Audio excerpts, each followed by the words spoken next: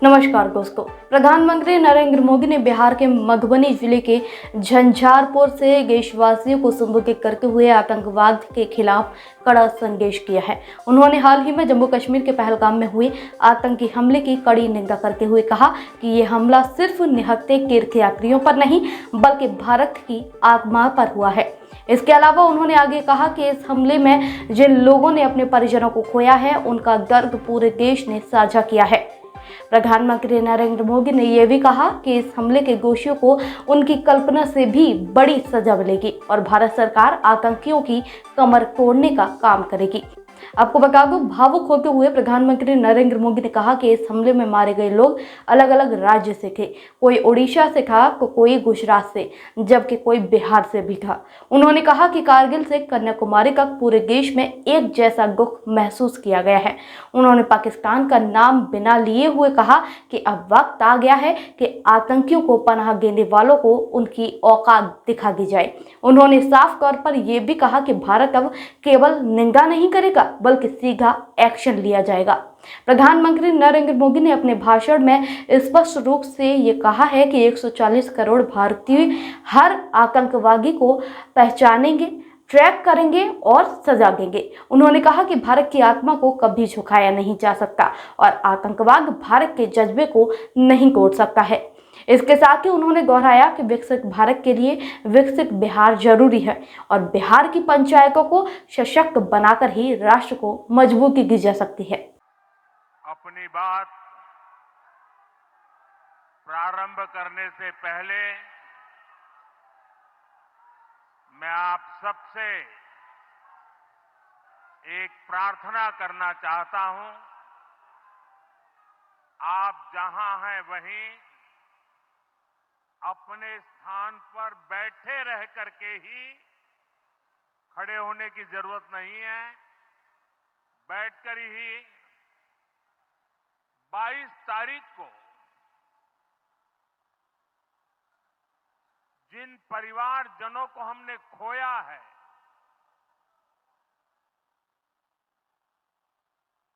उनको श्रद्धांजलि देने के लिए कुछ पल हम अपने स्थान पर बैठ करके ही मौन रख करके अपने अपने आराध्य देव का स्मरण करते हुए उन सबको श्रद्धांजलि देंगे। उसके बाद मैं आज अपनी बात प्रारंभ करूंगा।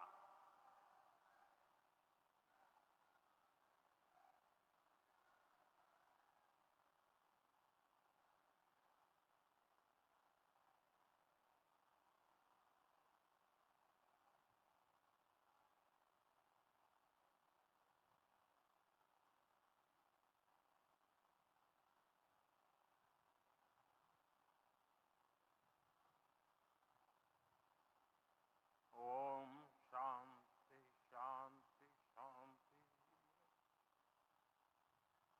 बिहार के राज्यपाल आरिफ मोहम्मद खान जी,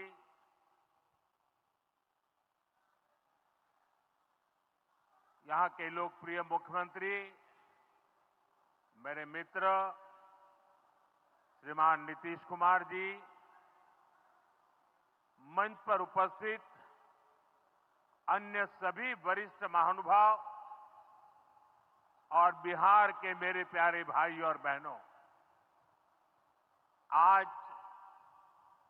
पंचायती राज दिवस के मौके पर पूरा देश मिथिला से जुड़ा है, बिहार से जुड़ा है। आज यहां देश के, बिहार के विकास से जुड़े हजारों करोड़ रुपए के प्रोजेक्ट का शिलान्यास और लोकार्पण हुआ है। बिजली, रेल, इंफ्रास्ट्रक्चर के इन विभिन्न कार्यों से बिहार में रोजगार के नए मौके बनेंगे। आज राष्ट्र कवि रामधारी सिंह दिनकर जी की पुण्यतिथि भी है। मैं उन्हें विनम्र श्रद्धांजलि अर्पित करता हूं। साथियों, बिहार वो धरती है जहां से पूज्य बापू ने सत्याग्रह के मंत्र का विस्तार किया था। पूज्य बापू का दृढ़ विश्वास था कि जब तक भारत के गांव मजबूत नहीं होंगे, तब तक भारत का तेज विकास नहीं हो पाएगा। देश में पंचायती राज की परिकल्पना के पीछे यही भावना है। बीते दशक में पंचायतों को सशक्त करने के लिए एक के बाद एक कदम उठाए गए।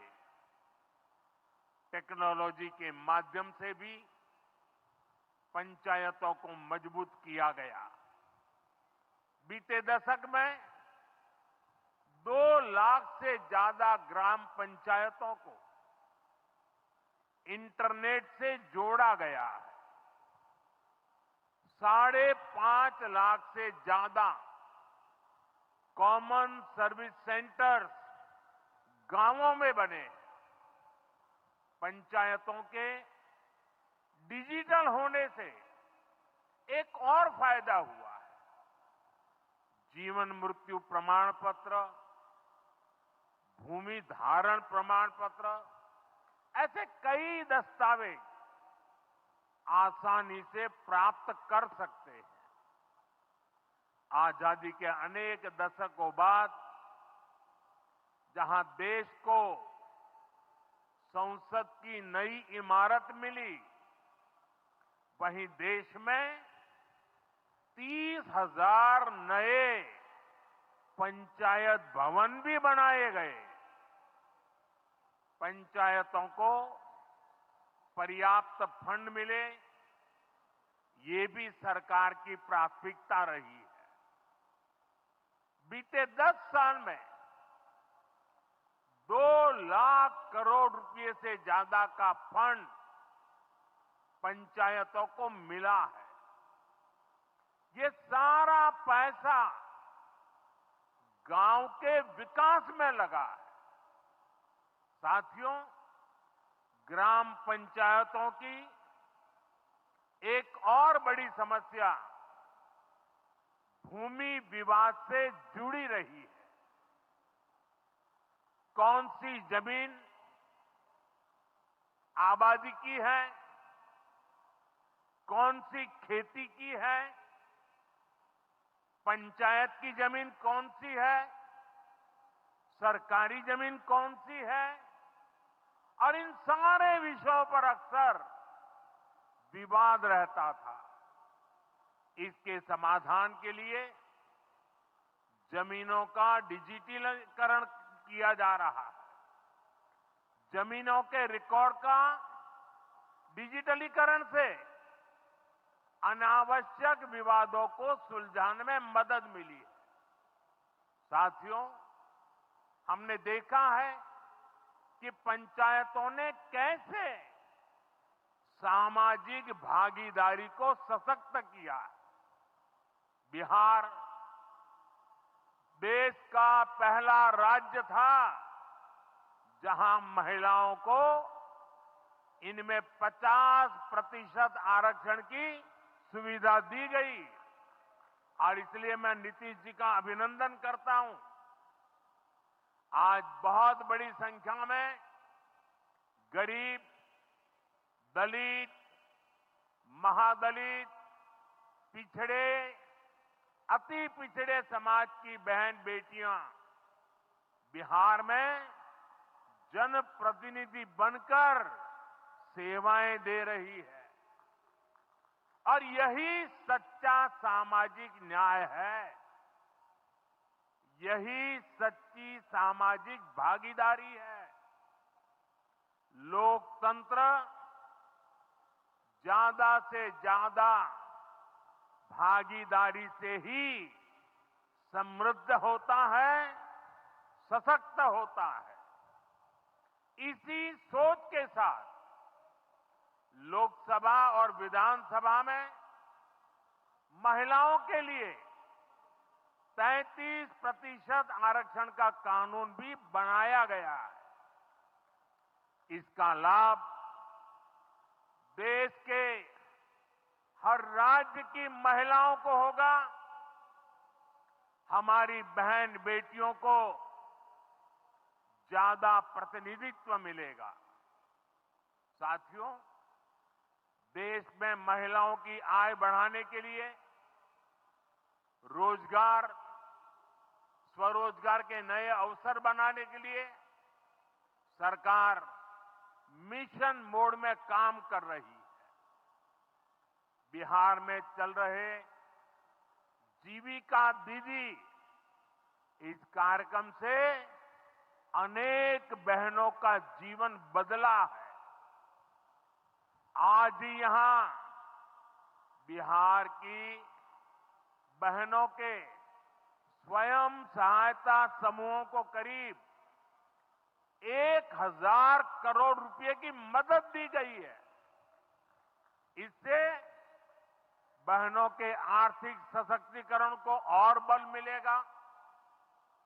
ये देश में 3 करोड़ लखपति दीदी बनाने के लक्ष्य की प्राप्ति में और सहयोगी बनेगा। साथियों, बीते दशक में ग्रामीण अर्थव्यवस्था को नई गति मिली है। गांवों में गरीबों के घर बने, सड़कें बनी, पक्के रास्ते बने हैं, गांवों में गैस कनेक्शन पहुंचे, पानी के कनेक्शन पहुंचे, शौचालय बने हैं। ऐसे हर काम से गांव में लाखों करोड़ रुपए पहुंचे हैं। रोजगार के नए अवसर भी बने हैं। मजदूर से लेकर किसान और गाड़ी वाले से लेकर दुकानदार तक सबको कमाई के नए मौके मिले। इससे उस समाज को सबसे अधिक फायदा हो रहा है जो पीढ़ियों से वंचित रहे थे। मैं आपको पीएम आवास योजना का उदाहरण दूंगा। इस योजना का लक्ष्य है देश में कोई भी गरीब परिवार बेघर ना हो, सबके सिर पर पक्की छत हो। अभी जब इन माताओं बहनों को मैं घर की चाबी दे रहा था, उनके चेहरे पर जो संतोष नजर आ रहा था, उनमें जो नया आत्मविश्वास दिख रहा था, वो वाकई इन गरीबों के लिए काम करने की प्रेरणा का कारण बन जाता है। और इसी लक्ष्य के साथ बीते दशक में 4 करोड़ से अधिक पक्के घर बनवाए गए हैं। बिहार में भी अब तक 57 लाख गरीब परिवारों को पक्के घर मिल चुके हैं। ये घर गरीब, दलित, पिछड़े, अति पिछड़े, पसमानदा परिवार, ऐसे समाज के वंचित परिवारों को मिले हैं। आने वाले सालों में 3 करोड़ और पक्के घर गरीबों को मिलने जा रहे हैं। आज ही बिहार के करीब 1.5 लाख परिवार अपने नए पक्के घर में गृह प्रवेश कर रहे हैं। देश भर के 15 लाख गरीब परिवारों को नए घरों के निर्माण के स्वीकृति पत्र भी दिए गए हैं। इसमें भी 3.5 लाख लाभार्थी ये हमारे बिहार के ही हैं। आज ही करीब 10 लाख गरीब परिवारों को उनके पक्के घर के लिए आर्थिक मदद भेजी गई है। इसमें बिहार के 80,000 ग्रामीण परिवार और 1 लाख शहरी परिवार शामिल है। साथियों, बीता दशक भारत के इंफ्रास्ट्रक्चर का दशक रहा है। ये आधुनिक इंफ्रास्ट्रक्चर विकसित भारत की बुनियाद को मजबूत कर रहा है। देश के 12 करोड़ से अधिक ग्रामीण परिवारों के घरों में पहली बार नल से जल पहुंचा है। 2.5 करोड़ से अधिक घरों में बिजली का कनेक्शन पहुंचा है। जिन्होंने कभी सोचा नहीं था कि गैस के चूल्हे पर खाना बनाएंगे, उनको गैस सिलेंडर मिले हैं। अभी हाल में आपने खबर पढ़ी होगी, लद्दाख और सियाचिन में जहां सामान्य सुविधाएं तक पहुंचानी मुश्किल होती है, वहां अब 4G और 5G मोबाइल कनेक्शन पहुंच गया है। ये दिखाता है कि आज देश की प्राथमिकता क्या है। हमारे सामने आरोग्य जैसे क्षेत्र का भी उदाहरण है। कभी एम्स की तरह अस्पताल दिल्ली जैसे बड़े शहरों में ही होते थे। आज यहां दरभंगा में ही एम्स बन रहा है। बीते 10 सालों में देश में मेडिकल कॉलेज की संख्या करीब करीब 2 गुनी हो चुकी है। यहां झंझारपुर में भी नया मेडिकल कॉलेज बन रहा है। साथियों, गांवों में भी अच्छे अस्पताल बने, इसके लिए देश भर में 1.5 लाख से ज्यादा आयुष्मान आरोग्य मंदिर बनाए गए हैं। बिहार में ऐसे 10,000 से अधिक आयुष्मान आरोग्य मंदिर बने हैं। इसी तरह जन औषधि केंद्र गरीब और मिडिल क्लास के लिए बहुत बड़ी राहत बन चुके हैं। यहां 80% डिस्काउंट पर सस्ती दवाएं मिलती हैं। बिहार में 800 से ज्यादा जन औषधि केंद्र बनवाए गए हैं। इससे बिहार के लोगों का 2,000 करोड़ रुपया दवाई पर होने वाला खर्च बचा है। आयुष्मान भारत योजना के तहत भी बिहार में लाखों परिवारों का मुफ्त इलाज हो चुका है। इससे इन परिवारों को हजारों करोड़ रुपयों की बचत हुई है। साथियों, आज भारत रेल, रोड, एयरपोर्ट जैसे इंफ्रास्ट्रक्चर से भी बहुत तेज गति से जुड़ रहा है। पटना में मेट्रो का काम चल रहा है। देश के 2 दर्जन से अधिक शहर मेट्रो सुविधा से जुड़े हैं।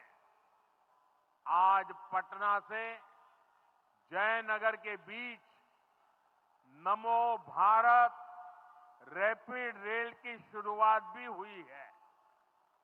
इससे पटना से जयनगर के बीच का सफर बहुत कम समय में पूरा हो जाएगा। समस्तीपुर, दरभंगा, मधुबनी और बेगूसराय के लाखों लोगों को नमो भारत रैपिड रेल से मदद मिलेगी। साथियों, आज यहां अनेक नई रेलवे लाइनों का उद्घाटन और लोकार्पण हुआ है। सहरा से मुंबई तक आधुनिक अमृत भारत ट्रेन शुरू होने से हमारे श्रमिक परिवारों को बहुत सुविधा होगी। हमारी सरकार मधुबनी और झंझारपुर से ऐसे बिहार के दर्जनों रेलवे स्टेशनों को भी आधुनिक बना रही है। दरभंगा एयरपोर्ट से मिथिला की बिहार की एयर कनेक्टिविटी बेहतर हुई है। पटना एयरपोर्ट का भी विस्तार किया जा रहा है। विकास के इन कार्यों से बिहार में रोजगार के नए अवसर बन रहे हैं। साथियों, हमारे किसान ग्रामीण अर्थव्यवस्था की रीढ़ है। ये रीढ़ जितनी मजबूत होगी, गांव उतने ही मजबूत होंगे, देश उतना ही सशक्त होगा। हम सब जानते हैं, मिथिला का कोशी का एक क्षेत्र बाढ़ से बहुत परेशान रहा है। सरकार बिहार में बाढ़ के प्रकोप को कम करने के लिए 11,000 करोड़ रुपए खर्च करने वाली है। इससे बागमती, धार, बूढ़ी गंडक, कोसी पर बांध बनेंगे। इससे नहरों का निर्माण होगा, नदी के पानी से सिंचाई की व्यवस्था होगी और हर किसान के खेत तक पानी पहुंचाने का इंतजाम भी होगा। यानी अब बाढ़ की परेशानी भी कम होगी, खेतों तक पर्याप्त पानी भी पहुंचेगा। साथियों, मखाना आज देश और दुनिया के लिए सुपर फूड है, लेकिन मिथिला की तो ये संस्कृति का हिस्सा है। इसी संस्कृति को हम यहां की समृद्धि का भी सूत्र बना रहे हैं। हमने मखाने को जीआई टैग दिया है, यानी मखाना इसी धरती का उत्पाद है। इस पर अब आधिकारिक मोहर लग गई है। मखाना रिसर्च सेंटर को भी नेशनल स्टेटस दिया गया है। बजट में जिस मखाना बोर्ड की घोषणा की गई है, वो बनने से मखाना किसानों का भाग्य बदलने वाला है। बिहार का मखाना दुनिया भर के बाजारों तक सुपर फूड के रूप में पहुंचेगा। बिहार में national institute of food technology and management भी बनने वाला है। इससे यहां के नौजवानों को फूड प्रोसेसिंग से जुड़े छोटे उद्यम लगाने में और मदद मिलेगी। साथियों, खेती के साथ साथ मछली उत्पादन में भी बिहार निरंतर आगे बढ़ रहा है। हमारे मछुआरे साथी अब किसान क्रेडिट कार्ड की सुविधा का लाभ ले पा रहे हैं। इससे मछली के काम में जुटे अनेक परिवारों को लाभ हुआ है। पीएम मत्स्य संपदा योजना के तहत भी बिहार में सैकड़ों करोड़ रुपए के काम हुए हैं। साथियों,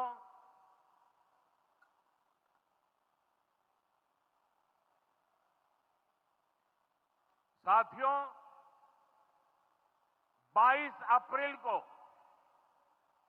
जम्मू कश्मीर के पहलगाम में आतंकियों ने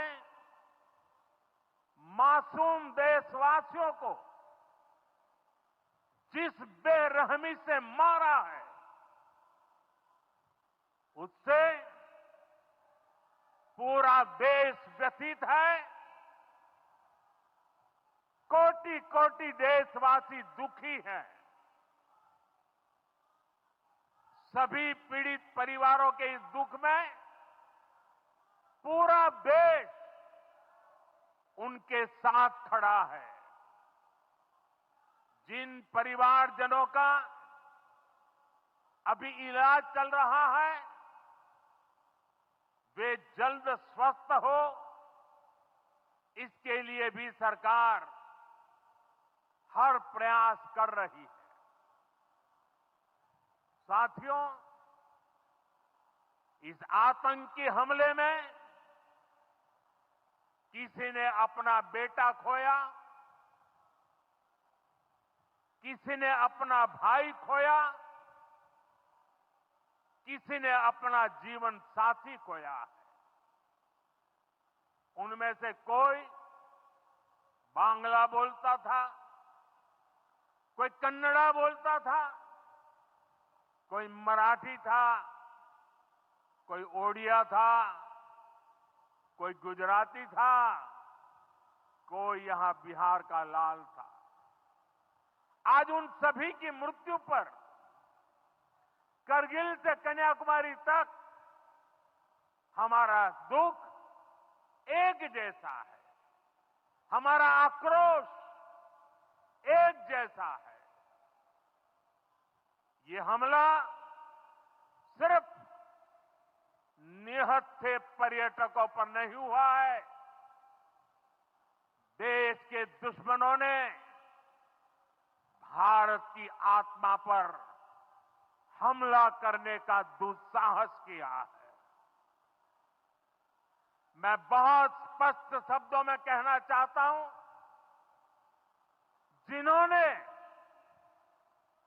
ये हमला किया है, उन आतंकियों को और इस हमले की साजिश रचने वालों को उनकी कल्पना से भी बड़ी सजा मिलेगी। सजा मिलकर के रहेगी।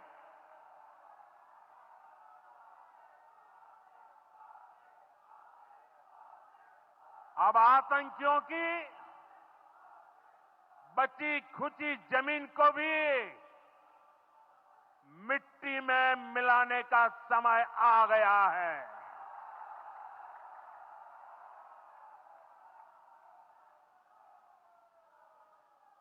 एक सौ चालीस करोड़ भारतीयों की इच्छा शक्ति अब आतंकी आकाओं की कमर तोड़ कर रहेगी।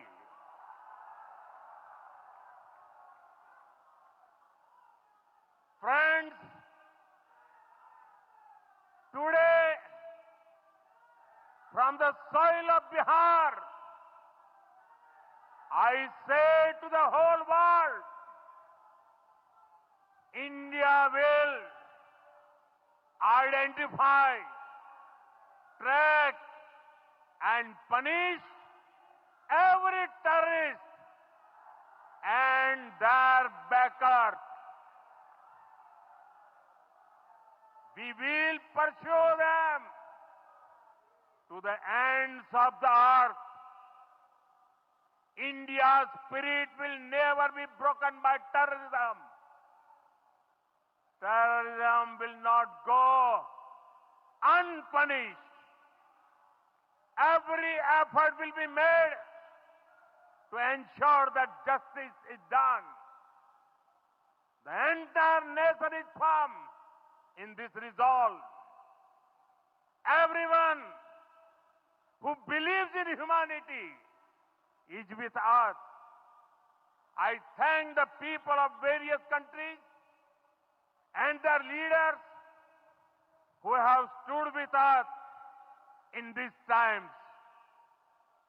साथियों, शांति और सुरक्षा ये तेज विकास की सबसे जरूरी शर्त है।